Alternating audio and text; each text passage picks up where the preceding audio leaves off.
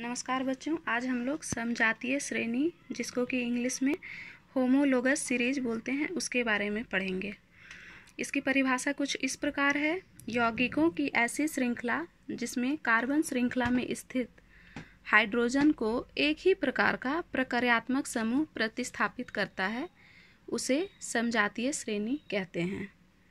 यौगिकों की ऐसी श्रृंखला जिसमें कार्बन श्रृंखला में स्थित हाइड्रोजन को एक ही प्रकार का प्रक्रियात्मक समूह प्रतिस्थापित करता है, उसे समजातीय श्रेणी कहते हैं। मतलब समजातीय श्रेणी के लिए हम लोगों को हमेशा हाइड्रोकार्बन श्रृंखला में ही उस ग्रुप को प्रतिस्थापित करना होगा। इसको हम लोग भाग 6 वाला वीडियो जिसमें आप लोगों ने अल्कीन, अल्केन, अल्काइन का देखा था, उसमें हम लोगों ने देखा था कि हर ग्रुप के मध्य में क्या अंतर है, CH2 का अंतर है। मतलब अगर हम लोग मीथेन में CH2 ग्रुप लगाएंगे तो वो क्या हो जाएगा, इथेन हो जाएगा। उसी प्रकार इथेन में CH2 लगाएंगे तो प्रोपेन हो जाएगा। मतलब क्रमबद्ध श्रृंखला में देखना है, हर उसके अगला यौगिक में जो अंतर रहेगा उसका पिछला यौगिक से वह सेम रहेगा एक श्रृंखला में, श्रृंखलाबद्ध तरीके से, तो उसको हम लोग समजातीय श्रेणी कहते हैं। इसका कुछ अन्य उदाहरण हम लोग यहाँ देख सकते हैं। इसमें हम लोग क्या है, भाग 6, यहाँ तो 6 वाला पोर्शन में भाग 6 का वीडियो में हम लोग का जो अल्केन, अल्कीन, अल्काइन है, वह तीनों क्या है, एक समजातीय श्रेणी का उदाहरण है। उसमें क्या है, CH2, इसका अंतर है हर समूह के बीच में। अब हम लोग अगला देखते हैं। अभी इससे पहले हम लोगों ने जो प्रक्रियात्मक समूह के बारे में पढ़ा था, उसमें हम लोगों ने देखा था कि OH जब लगता है तो क्या हो जाता है, वह नाम में ऑल हो जाता है। तो इसको हम लोग समजातीय श्रेणी के साथ तुलना करके देखते हैं कि क्या होता है। ऑल ग्रुप अगर हम लोग अल्केन में लगाते हैं तो यहाँ हम लोग देखते हैं 1 2 3 4, मतलब ये मीथेन में हम लोगों ने OH ग्रुप को लगाया है, ये इथेन में लगाया है, प्रोपेन में, ब्यूटेन में। इसी प्रकार आप लोग पेंटेन, हेक्सेन, पूरा डेकेन तक में लगा सकते हैं। तो हम लोग देखते हैं कि दो समूहों के मध्य में क्या अंतर है। यहाँ देखिए CH3 ग्रुप इसमें भी है, यहाँ पे भी है, OH समूह यहाँ पे भी है, यहाँ पे भी है। तो इन दोनों के मध्य क्या अंतर है, सिर्फ CH2 का अंतर है। उसी प्रकार जब हम दूसरे से तीसरे में जाएंगे, मतलब इथेनॉल से प्रोपेनॉल में जाएंगे, तब हम लोग क्या देखेंगे, CH3 इसमें भी था, इसमें भी है, CH2 यहाँ भी था, यहाँ भी है, यह CH2 यहाँ एक्स्ट्रा है जो कि इसमें नहीं है, OH समूह यहाँ भी था, यहाँ भी है। तो हर जब हम लोग सीरियली जाएंगे, क्रमशः जाएंगे, मीथेन, इथेन, प्रोपेन, ब्यूटेन, तब हम लोग पाएंगे कि हर ग्रुप के मध्य क्या अंतर है, इसमें भी CH2 का ही अंतर है। तो यह भी एक क्या हो गया, समजातीय श्रेणी हो गया। वैसी श्रृंखला जिसमें क्रमबद्ध आगे बढ़ने पर हम लोग पाएंगे कि जो डिफरेंस है, जो अंतर है दो यौगिकों के बीच में, वह एक समान अणु है। इसको हम लोग क्या बोलते हैं, समजातीय श्रेणी बोलते हैं। इसका अगर हम लोग मास निकालेंगे, भार निकालेंगे, तो क्या होगा, कार्बन का हम लोगों को पता है, कार्बन का 6 होता है एटॉमिक नंबर और मास होता है 12, और हाइड्रोजन का नंबर भी 1 होता है और मास भी 1 होता है। तो CH2 समूह का भार क्या हो जाएगा, हमारा हो जाएगा 12 + 2। चूँकि हाइड्रोजन 2 है और एक हाइड्रोजन का वेट 1 होता है, तो ये हो जाएगा 14U एटॉमिक मास यूनिट। ठीक है। तो हम लोग क्या देखते हैं कि अंतर सिर्फ एक ही अणु का है और उसका भार भी, मतलब अगर हम लोग इसमें परमाणु भार में भी अंतर निकाले हर यौगिक के बीच में सीरियली बढ़ने पर, क्रमशः आगे बढ़ने पर, तो हम लोग क्या पाएंगे, जिस प्रकार इस अणु का अंतर है हर यौगिक के बीच में क्रमानुसार आगे जाने पर, उसी प्रकार इसका जो मास रहेगा, मतलब इसका द्रव्यमान रहेगा 14 एटॉमिक मास यूनिट, वह अंतर रहेगा हर श्रृंखला में आगे बढ़ने पर।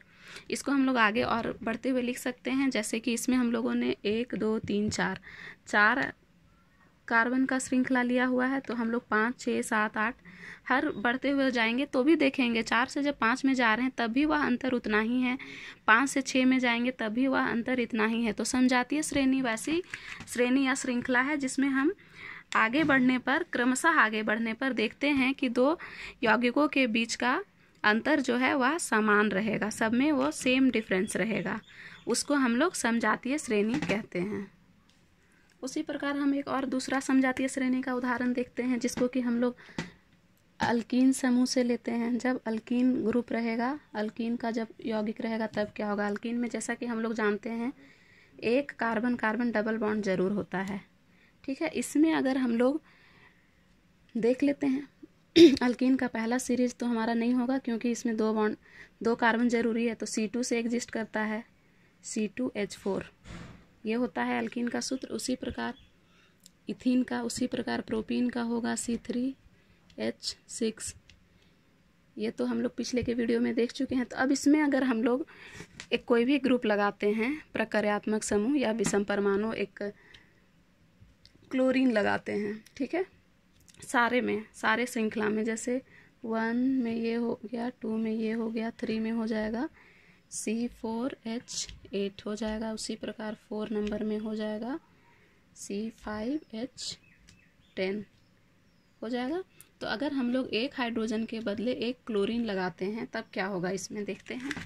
C2H3Cl हो जाएगा, क्या हो जाएगा C2H3Cl, क्योंकि एक H के बदले Cl आ रहा है, ये पहला हो गया। उसी प्रकार दूसरा हो जाएगा C3H5Cl हो जाएगा, तीसरा हो जाएगा C4H7Cl, इसी प्रकार चौथा हो जाएगा, क्या हो जाएगा चौथा C5H9Cl, C5H9Cl ये हो जाएगा। तो इसमें भी हम लोग देखेंगे C5H9Cl हो जाएगा।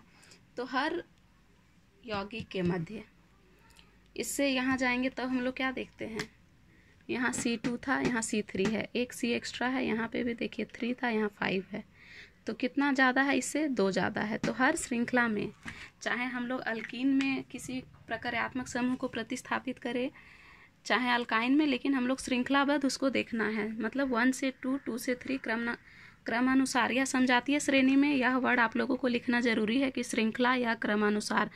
अगर यह शब्द छूटता है अगर समजातीय श्रेणी की परिभाषा लिखने में, तो वह आपको उसमें मार्क्स कट सकते हैं एग्जाम में। इसमें भी हम लोग देखते हैं कि कितना का अंतर है। यहाँ से जब हम लोग यहाँ जाएंगे तो अंतर है CH2 का, यहाँ से भी जब यहाँ जाएंगे आप लोग खुद से भी काउंट करके देख सकते हैं, स्ट्रक्चर बना के भी देख सकते हैं, अंतर है CH2 का। यहाँ से भी जब यहाँ जाएंगे तो कितना अंतर है, CH2 का अंतर है, तो भार भी उतना ही का रहेगा। तो यह भी क्या हुआ, एक जब हम लोग क्रमानुसार आगे बढ़ रहे हैं तो एक ही अणु का अंतर है हर यौगिक के मध्य, तो यह भी एक क्या हुई, यह एक समजातीय श्रेणी हुई, होमोलोगस सीरीज। इसका हम लोग स्ट्रक्चर बना के देख सकते हैं C2H3Cl, C आप लोग 2 बार लिखेंगे, H3, चूँकि हम लोग जान रहे हैं कि यह हम लोगों ने अल्कीन समूह का लिया था तो एक डबल बॉन्ड तो ज़रूरी है, अल्कीन समूह का उदाहरण हम लोगों ने लिया था। अब उसमें देखिए H3 है तो यहाँ पे 2 रहेगा और यहाँ पे 1 रहेगा, H, यहाँ पे 1 H, और ये जो Cl है यह उसके एक और H के बदले आया है। यह हम लोगों ने कहाँ से लिया, अभी पहले हम लोगों ने देखा C2H4 में C2H4 के बदले एक हाइड्रोजन हट करके एक क्लोरीन आया है, तो उसका स्ट्रक्चर कुछ इस प्रकार हो जाएगा, एक H के बदले यहाँ पे Cl हो जाएगा। उसी प्रकार जब हम लोग इसका स्ट्रक्चर बनाएंगे तो उसमें क्या देखेंगे, 3 रहेगा, 3 कार्बन रहेगा, तो इसमें एक डबल बॉन्ड डाल दीजिए, क्योंकि हम लोग जान रहे हैं कि अल्कीन समूह का है।